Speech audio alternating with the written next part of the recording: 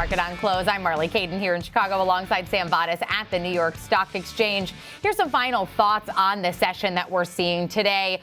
First for me, our government shutdown seemingly close to over with the vote expected tonight. Focus has now shifted to the data that we have been waiting for. The issue is it may never come. White House Press Secretary Caroline Leavitt telling reporters today that a potential part of the fallout from this 6-week shutdown is that key economic reports for October may not be released at all. Among the most important releases are, of course, the non-farm payrolls and the Consumer Price Index, both of which come from the Labor Department's Bureau of Labor Statistics. Other important data we've been waiting for: retail sales, consumer spending, and import and export data. Wall Street has been expecting all of that to be released, albeit delayed, but today's comments cast some doubt on whether that could happen. Also struck out to me today, mortgage demand from home buyers is at its highest level since September.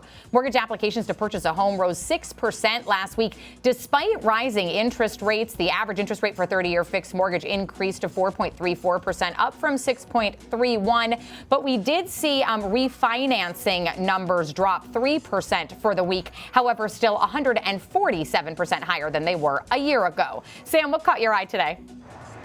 Well, as I was just speaking to Tim Anderson about, precious metals were rallying today. Gold prices were up nearly 2.5% to over 4,200, picking up again after losing steam in recent weeks following those record highs last month. But it's not the only one shining. Silver prices soaring up over 5% at one point today, back toward the October all-time highs as well. Silver's gained more than 10% for the week, and this is partly being put down to strong demand from the auto, renewable energy and healthcare sectors as well for products like EVs, solar panels and medical devices. So silver has passed gold and recently outpaced platinum as well. Sticking with commodities, oil prices retreating today, falling below $60 a barrel as supply concerns continue to weigh. OPEC Plus leaving its oil demand forecasts unchanged, but pointing to a build in stocks even as it continues to modestly hike production. The group has previously suggested we could see tightened supply, but now forecasting we could see a slight surplus in 2026. Meanwhile, the International Energy Agency expecting demand to continue to grow until 2050, a shift from previous forecasts of peak oil demand because of renewables and green tech, but a slower than expected transition toward that is altering the outlook now. But Marley, heading into tomorrow, what will you be looking out for?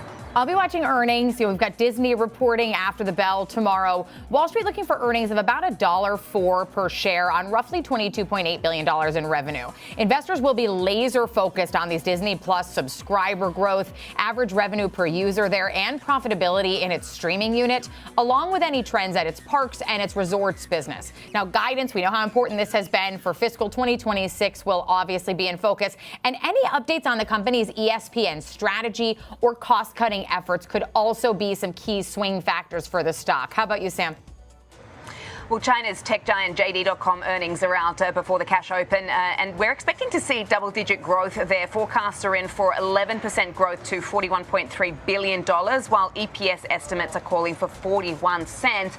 JD has a good track record of beating earnings estimates, and this company has been making its foray into a highly competitive food delivery war in China, which is a space that has been traditionally dominated by Alibaba and Meituan. It has been investing heavily in this space, which has dragged on profitability to some degree, but its previous results have been showing that this plan is paying off. So let's see if some of that continues. Last quarter revenue from retail and logistics saw double-digit growth, partly thanks to the government subsidies there to boost sales of home appliances and electronics. A good temperature check also, this one, on the health of the consumer over in China, Marley. Yeah, absolutely. And just to recap Cisco's earnings, they posted a beat, a better outlook than expected as well. Shares now trading outside even of the expected options trading range, up about 5 1/3%. But that's going to do it for us today on Market on Close.